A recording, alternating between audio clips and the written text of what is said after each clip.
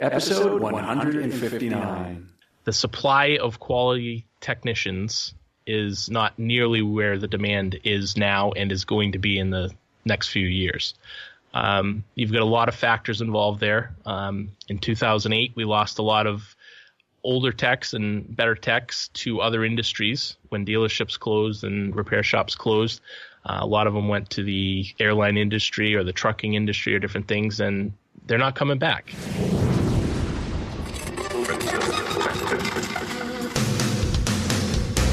Welcome, aftermarketers, to Remarkable Results Radio.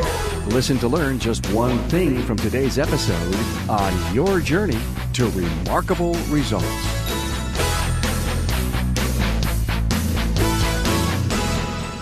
Hello, aftermarketers. Welcome to episode 159. Carm Capriato here with Jason Malo from Advanced Automotive Performance. And how are you today? The automotive aftermarket comes here, to get their uptake on trends, ideas, insights, and affirmations, and I'm so glad to have you on board. Now, if you're listening on your smartphone, then you've subscribed to either iTunes, Google Play Music, Stitcher, or Spreaker. You can also listen from your desktop. So however you're engaged, thanks for being a loyal listener. I'm working real hard to bring you exceptional content where you can listen to learn just one thing with each episode. I'm happy to have the podcast sponsored by Federal Mogul Motor Parts. Search for parts, get the latest technical updates, and don't forget to sign up for their all-new Garage Rewards loyalty program at their all-new website, fmmotorparts.com.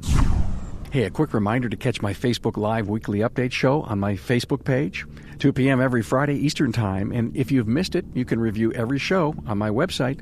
Just go to remarkableresults.biz and click on the Facebook Live tab.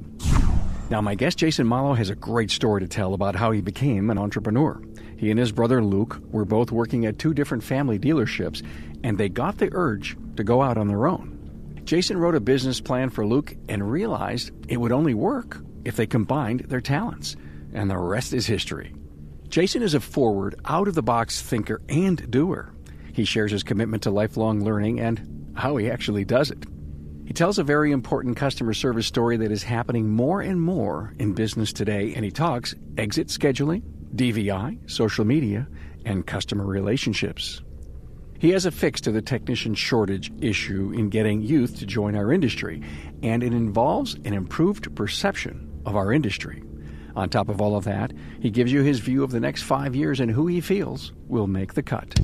Now here we go with Jason Malo from Advanced Automotive Performance. Enjoy.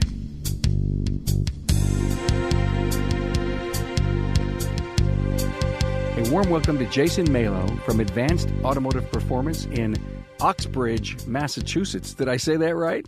Uxbridge. Uxbridge. Very nice. Hey, Jason, are you ready to share your remarkable results? Yes, I am. How'd you get started in this great industry of ours? So I was actually brought up with family that owned a couple car dealerships. And so I started working for them when I was 12 years old, detailing cars.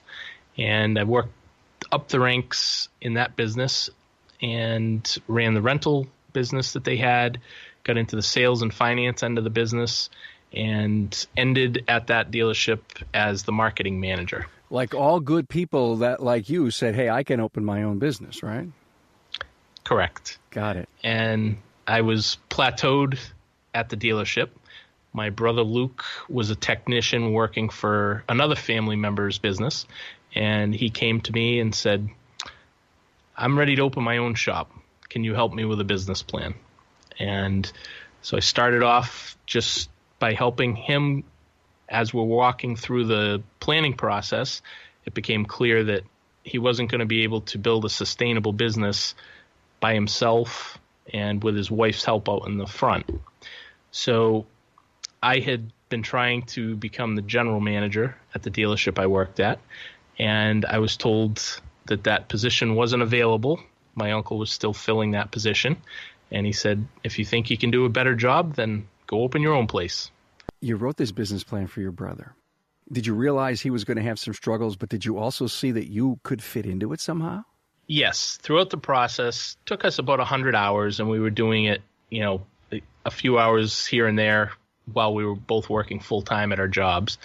So over the course of a couple months, we ran all the numbers as part of the process, and we saw that it was going to take more than a one-person operation to be able to cover the expenses and actually make a profit and that type of thing. So we started talking and decided to do it together. So he went in the bays and you went on the counter. That's correct. Yep. Wow. Now, think back to that business plan. How many years you been in business? 10. As actually, October 1st is our 10th anniversary. Congratulations to you, by the way. Excellent. Now, how much of the business plan still holds true? Well, 10 years into it, we're still trying to implement some of the things that we thought of 10 years ago, and it's been a little bit slow. Well, the right answer is, Carm, every 2-3 years, we update our strategic plan. Yeah, we do it actually more on a monthly basis. You got 10 people at the business, I think you told me? Correct. That's Yep. great. Wow, what a great business in a real, rural part of Massachusetts? Yes. The towns around here have approximately 10,000 people. Your biggest strength as an entrepreneur? Being able to think outside the box. Excellent. A lot of times will look at problems that we have either in our own business or in the industry that we're in, and I look outside of our industry to other industries and try to steal ideas. I have to tell our audience that when I did my pre-call with Jason, we were on for about an hour, and I was so incredibly impressed with your out-of-the-box thinking. And I'm not sure we can get to all of your out there concepts. They're not out there, actually. I think they're very real. But I want to share with you something about outside the box. And I can't remember where I heard this from, but it was another concept that I heard about. It was called break the box. Yep. You can be on the outside of the box leaning on it, and you may feel very comfortable, but it may not necessarily, if you're touching and holding the box, get you where you want to be. So break it. Yep. No limits. Yeah, exactly. I think about that a lot. Anything holding you back right now? Probably just having the confidence to take some of the bigger steps with some of the things we talked about in the pre-interview. I've got bigger ideas than I've been able to grow my skill set to, I guess. At this point. Okay, what are you doing about that? You doing any taking training? What are you doing?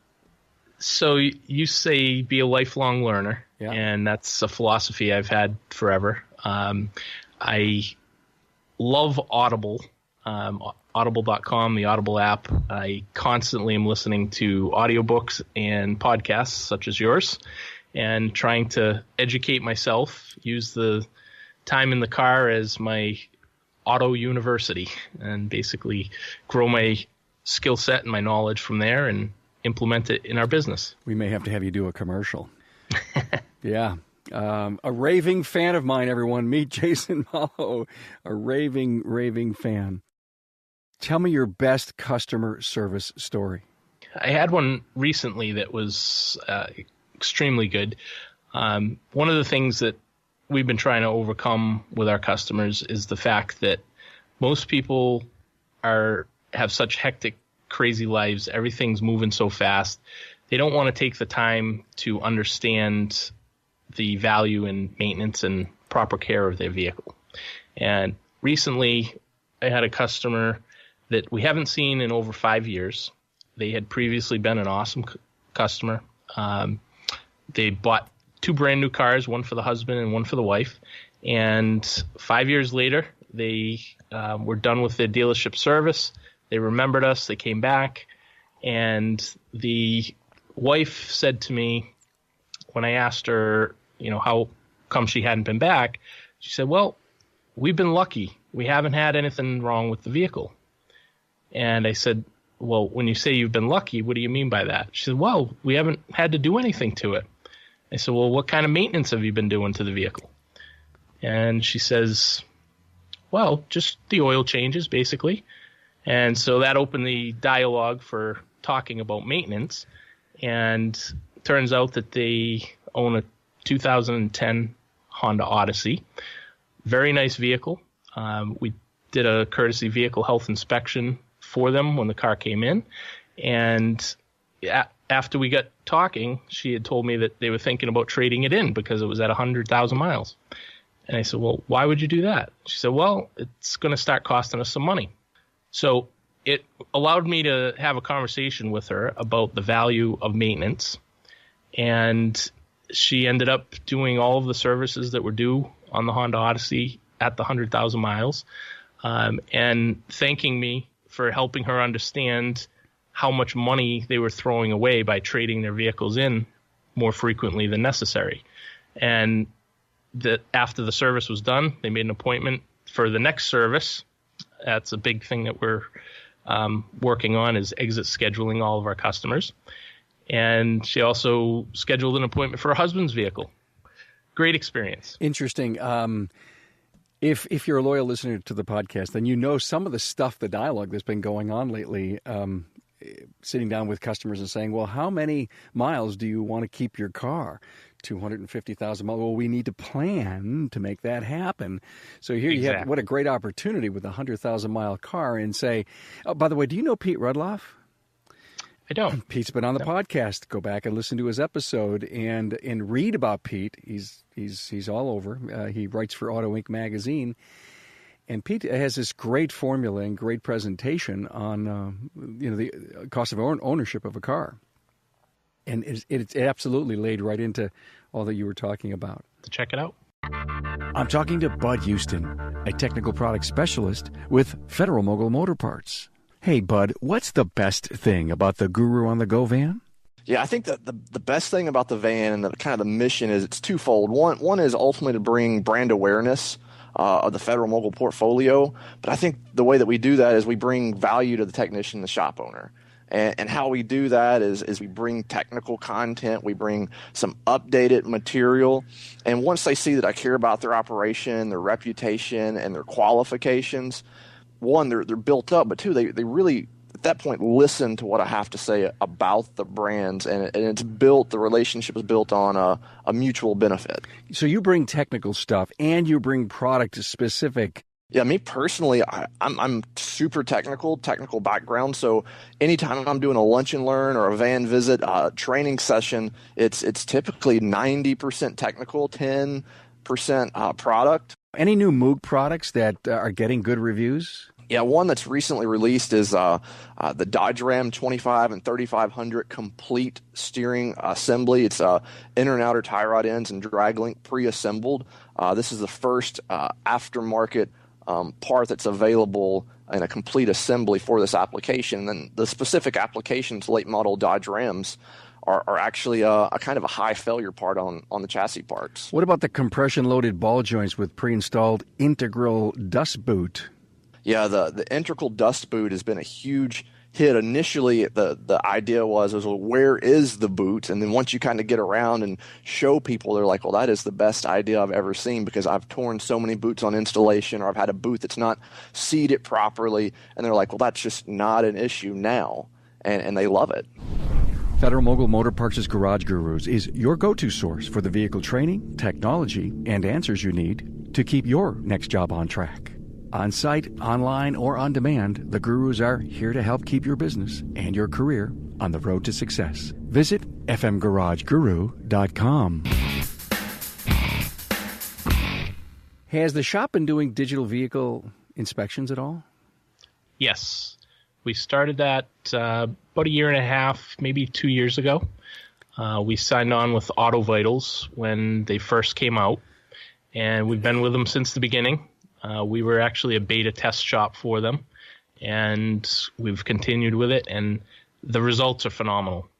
The fact that the customer can actually see what you're talking about, similar to the old days when the customer used to actually be in the shop and you could bring them out and show them what you're talking about on the vehicle. Now they can see it in a digital picture, and even if they know nothing about vehicles, it's obvious if something's broken, if something's severely rusted or rotted, and they see the condition and they say, oh my God, fix it right away. Whereas before, trying to paint a picture with words over the phone, there's a trust factor that you have to overcome. The pictures take care of that immediately. How hard are you working Facebook, Twitter, YouTube? Facebook pretty aggressive. Haven't gotten into Twitter as much as I should, and same thing with YouTube. Facebook is kind of unique since we're in a rural area. I don't know if this is the same across the country, but each one of the towns in our local area somebody has started a Facebook page for the town, and all of the local residents that want to find out what's going on in town go on there. They post things. All the small businesses post things on there. The schools do different things like that. So it's very common when I monitor that feed that I'll come across a post that says, where should I go for good auto service? And, a lot of times it's more specific for brakes or for whatever it happens to be.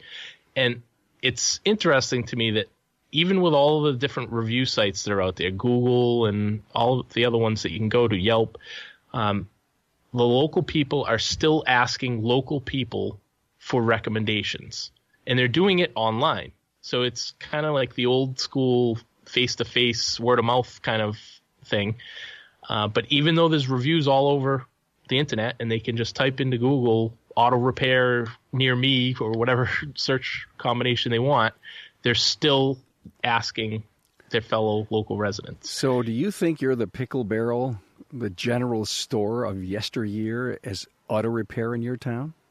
We're definitely working towards that, yes. I find a lot of the opportunities through those Facebook pages, and I'll see the posts come on there, and I'll usually one or more of our customers will be on the page as well, and they'll say, oh, go to Advance Auto, and I'll just write a quick note on there that says, thanks for the shout out, and I'll tag the person that mentioned us, and then I'll address the person who asked the question, and I'll say something along the lines of, we'd love to meet you. If you'd like to check us out, you can go to our website here, or just give us a call and put the phone number.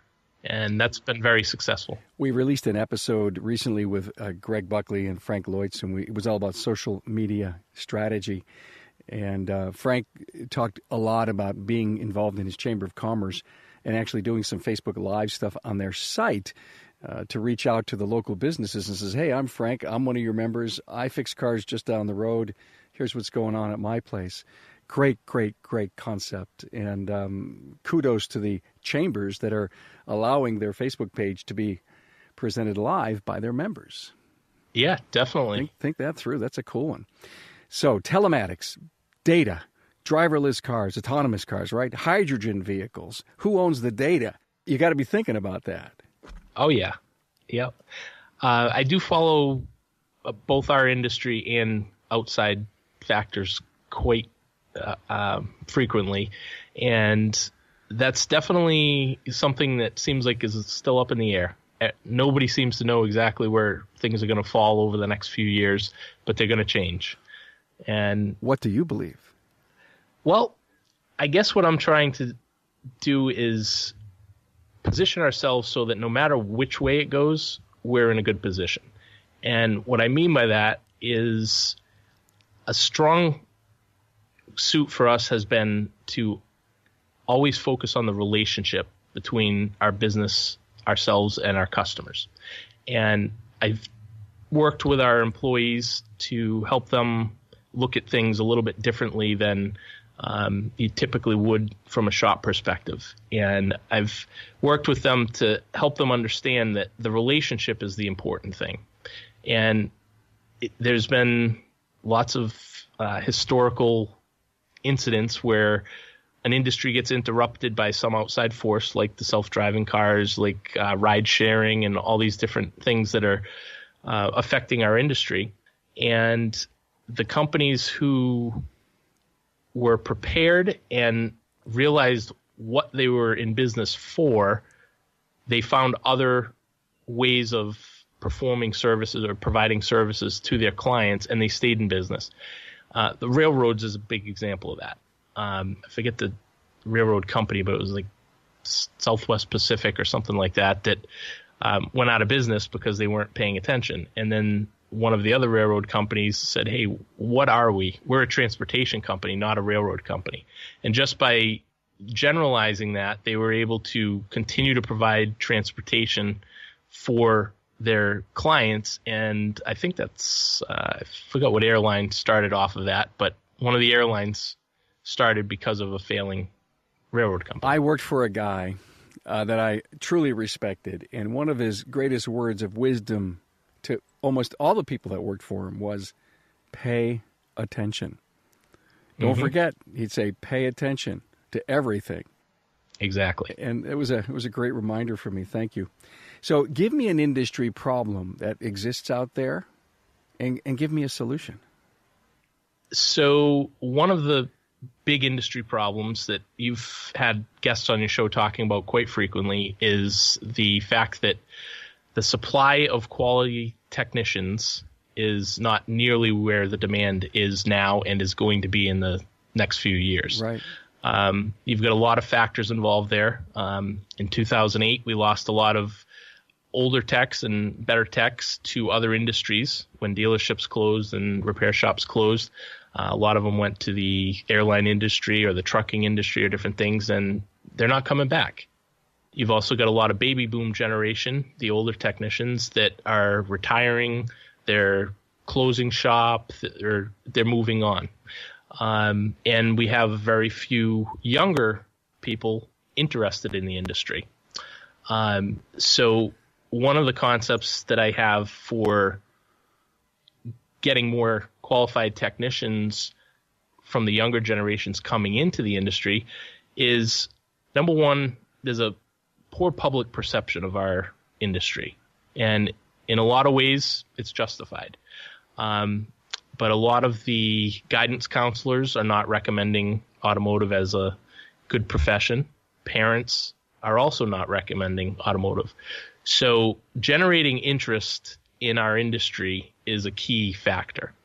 I see the fastest, easiest, best solution to that problem as using television.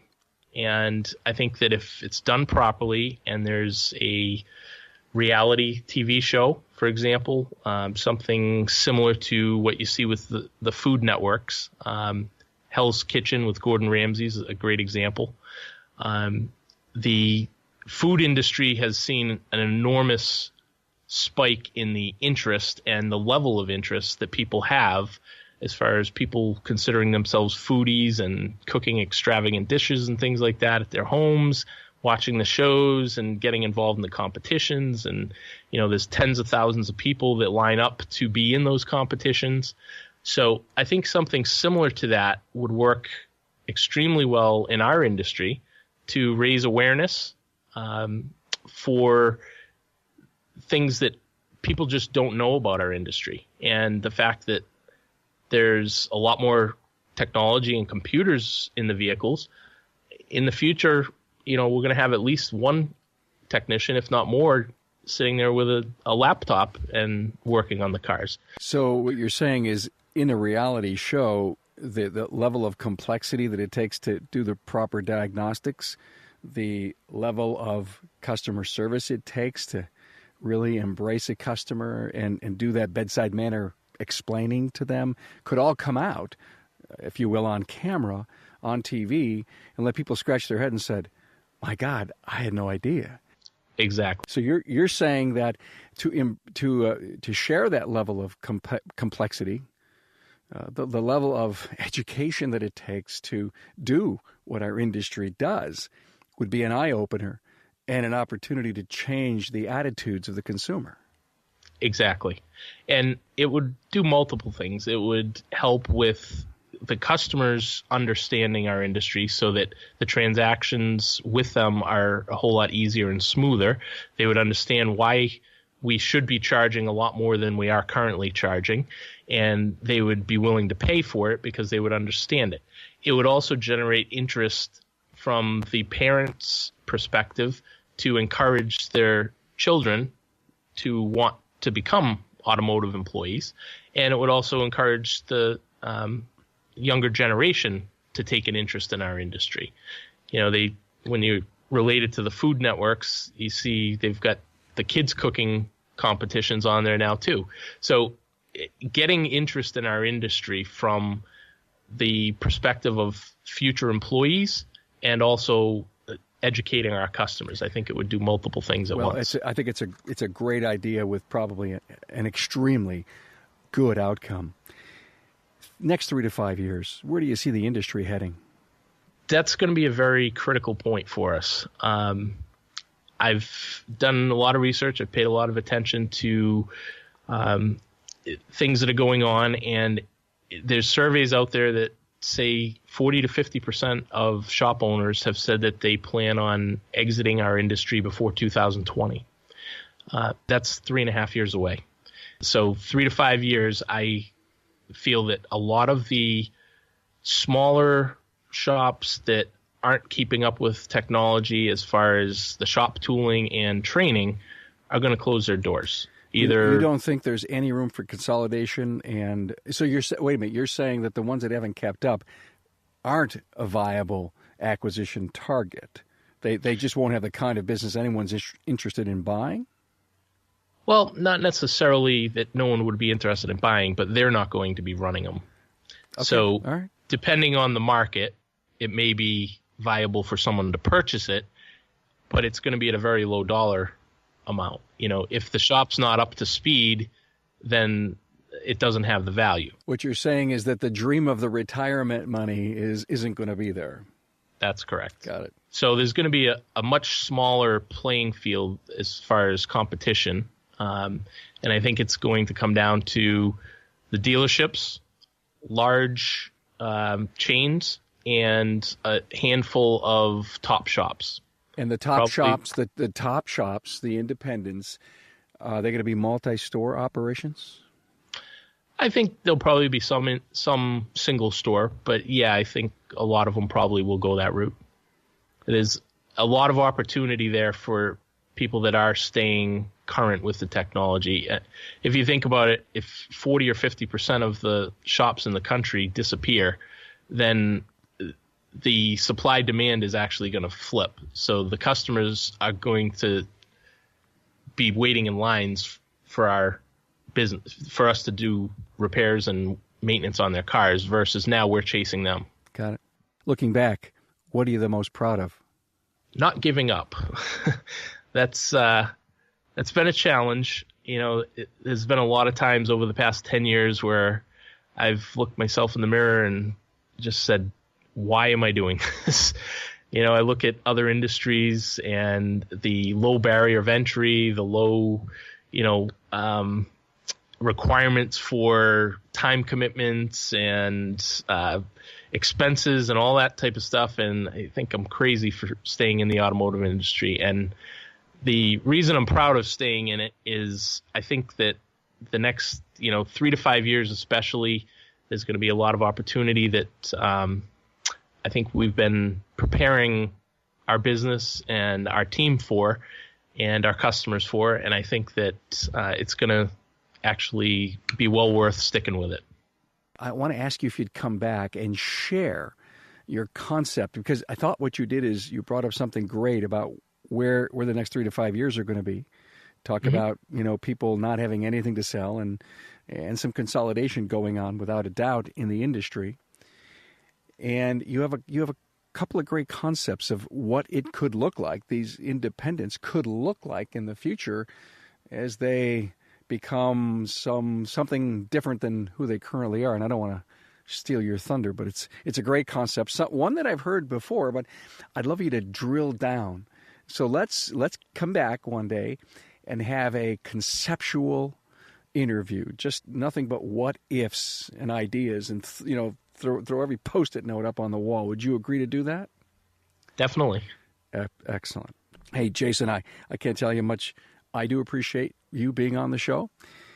And thanks for sharing your stories, where you came from, where you're going, how you're getting there. One last request.